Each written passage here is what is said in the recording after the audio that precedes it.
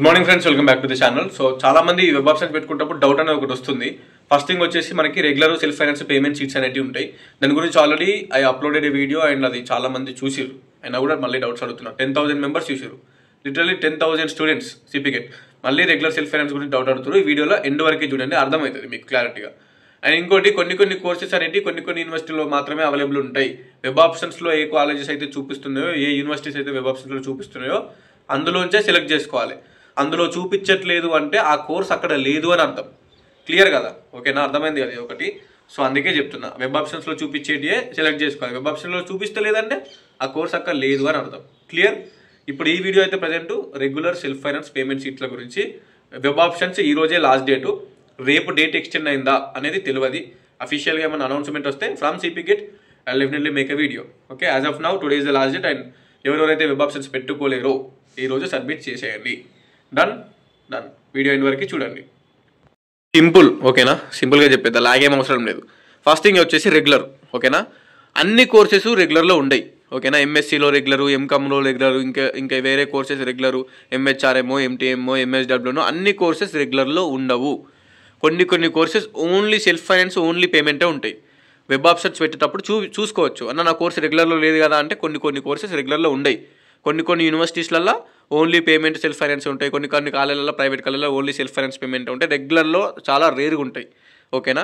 మెయిన్గా ఎంఎస్సీలో and ఎంకామ్లో mostly రెగ్యులర్లో ఉండవు seats. కొన్ని సీట్సే ఉంటాయి. ఎంఏలో అయితే ఉంటాయి. సో ఈ రెగ్యులర్లో సీట్స్ ఎవరికైతే వస్తాయో వాళ్ళకి కోర్స్ ఫీజు అనేది ఉండదు. ఫుల్ రీఎంబర్స్మెంట్ వస్తుంది.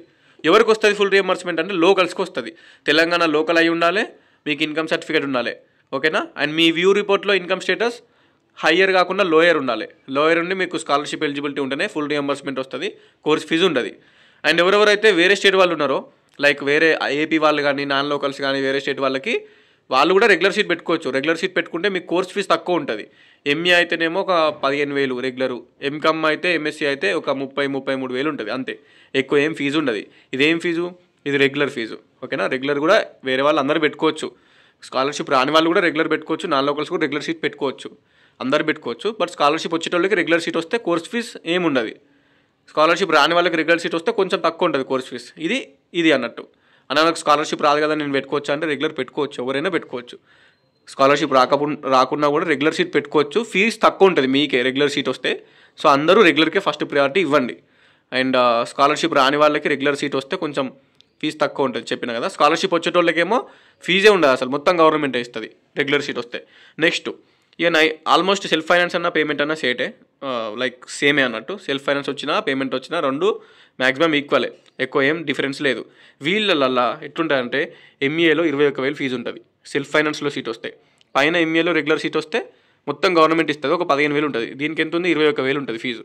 21,700 యాక్చువల్ ఫీజు. ఇందులో మనకు గవర్నమెంట్ ఎంత రిలీజ్ చేస్తుంది అంటే 18,000 నుంచి 20,000 వరకు రియంబర్స్మెంట్ గవర్నమెంటే ఇస్తుంది. స్కాలర్షిప్ వచ్చేటోళ్ళకి తెలంగాణ లోకల్స్కి 18,000 నుంచి 20,000 గవర్నమెంటే ఇస్తుంది. నేనే చెప్తున్నా లైవ్ ఎగ్జాంపుల్. నాది సెల్ఫ్ ఫైనాన్స్ ఎంఏలో 20,000 ఫస్ట్ ఇయర్లో వచ్చింది. ఫీజు ఎంత? 21,000. 1,000 నేను కట్టాలి ఎక్స్ట్రా. నెక్స్ట్ సెకండ్ ఇయర్లో 18,000 వచ్చింది. 21,000 ఫీజు ఎంత? 3,000 తక్కువ రిలీజన్ సెకండ్ ఇయర్లో. So first year second year కలిపి నేను 4,000 ఎక్స్ట్రా కట్టాలి సెల్ఫ్ ఫైనాన్స్ సీట్ రావడం వల్ల నాకు. అది కూడా పీజీ అయిపోయాక కట్టాలి. అర్థమైంది కదా? నెక్స్ట్ ఎంకామ్ కానీ, ఎంఎస్సీ కానీ, వేరే అదర్ కోర్సెస్ కానీ మ్యాక్సిమం 33,000, 35,000 ఫీజు ఉంటుంది. ఇందులో గవర్నమెంటే మనకి 25, 26, 27, 28 ఇస్తుంది. ఆ రిమైనింగ్ ఏదైతే ఇయ్యదే అది 5,000 కావచ్చు, 6,000 కావచ్చు, 7,000 కావచ్చు ఒక సంవత్సరానికి. అది మనం కట్టుకోవాలి. నీకు ఎంఎస్సీలో సెల్ఫ్ ఫైనాన్స్ వచ్చినా, ఎంకామ్లో సెల్ఫ్ ఫైనాన్స్ వచ్చినా కూడా స్టార్టింగ్ మ్యాక్సిమం ఒక 5,000 డిపాజిట్ చేయమంటారు. కొన్ని కోర్సెస్లో చేయమన్నారు, కొన్ని కోర్సెస్లో చేయమంటారు. ఎంఎస్సీ కానీ, ఎంకామ్ కానీ ఒక 5,000 డిపాజిట్ చేయమంటారు కాలేజ్ ఫీజు. ఎందుకంటే మీ కోర్స్ ఫీజు 33 నుంచి 35,000 ఉంటుంది. గవర్నమెంట్ మనకి ఇచ్చేది 25,000, 26,000, 27,000, 28,000 ఇస్తుంది అంతే. మొత్తం ఇయ్యది 33, 35,000 మొత్తం ఇయ్యది. సో అది ఇచ్చే 25,000, 26,000, 27,000, 28,000 ఎంత ఇచ్చేది తెలియదు. సో అది ఇచ్చేది కాకుండా రిమైనింగ్ ఫీజు ఏదైతే ఉందో ఒక 5,000, 4,000, 6,000 ఎక్స్ట్రా ఫీజు ఏదైతే ఉందో అది మనమే కట్టాలి. కొన్ని కాలేజీలలో ముందే ఫస్ట్ ఇయర్లో జాయిన్ అయ్యేటప్పుడు కట్టమంటారు. కొన్ని కాలేజీలలో, కొన్ని యూనివర్సిటీస్లలో పీజీ అయిపోయాక కట్టమంటారు. సో అది మనం కాలేజీలో జాయిన్ అయ్యేటప్పుడు మనకు తెలుస్తుంది అంతే. సింపుల్. అర్థమైంది కదా ఇప్పుడు? సో అందరూ రెగ్యులర్ సీట్ పెట్టుకోవచ్చు, అందరూ సెల్ఫ్ ఫైనాన్స్ పేమెంట్ పెట్టుకోవచ్చు. కొన్ని కోర్సెస్ అనేవి ఓన్లీ సెల్ఫ్ ఫైనాన్స్ రెగ్యులరే ఉంటాయి, కొన్ని కోర్సెస్ అనేవి నార్మల్గా ఉండే అన్నట్టు రెగ్యులర్లో. అది క్లియరా? ఓకే. ఇంకా కూడా అర్థం కాకపోతే నేను ఏం చేయలేను. ఇప్పుడు స్కాలర్షిప్ రాకపోతే మనకి సెల్ఫ్ ఫైనాన్స్లో సీట్ వస్తే ఎంఏలో అయితే ఆ 21K ఫీజు మొత్తం మనమే కట్టుకోవాలి. ఈ 35K 33K మొత్తం కోర్స్ ఫీజు మనమే కట్టుకోవాలి ఒకవేళ స్కాలర్షిప్ రాకపోతే. అండ్ రెగ్యులర్ సీట్ వస్తే స్కాలర్షిప్ రాకపోతే వాటికి ఉన్న ఫీజు ఎంఏకి 15,000, ఎంకామ్కి ఎంఎస్సీకి ఒక 25,000 ఏమో ఉంటుంది. అది రెగ్యులర్ ఫీజు మొత్తం మనమే కట్టుకోవాలి స్కాలర్షిప్ రాని వాళ్ళు. స్కాలర్షిప్ వచ్చేటోళ్ళకైతే రెగ్యులర్ ఫీజు సీట్ వస్తే 0 fee. And self finance or payment seat వస్తేనేమో ఈ ఎంఏనేమో ఒక 1,000 to 2,000 తగ్గుతుంది పర్ ఇయర్. ఎంకామ్ ఎంఎస్సీ అయితేనేమో ఒక 5,000 6,000 అట్లా తగ్గుతుంది ఒక సంవత్సరానికి సెల్ఫ్ ఫైనాన్స్ సీట్ వస్తే, అంతే. సో రెగ్యులర్ పెట్టుకోవచ్చు, సెల్ఫ్ ఫైనాన్స్ పెట్టుకోవచ్చు. రెగ్యులర్కి హాస్టల్ ఇస్తారు, సెల్ఫ్ ఫైనాన్స్కి హాస్టల్ ఇస్తారు. పేమెంట్కి కూడా క్యాంపస్లో వస్తే హాస్టల్ ఇస్తారు అందరికీ. రెగ్యులర్ సెల్ఫ్ ఫైనాన్స్ పేమెంట్ క్యాంపస్లో వచ్చింది సీట్ అంటే హాస్టల్ పక్కా ఇస్తారు.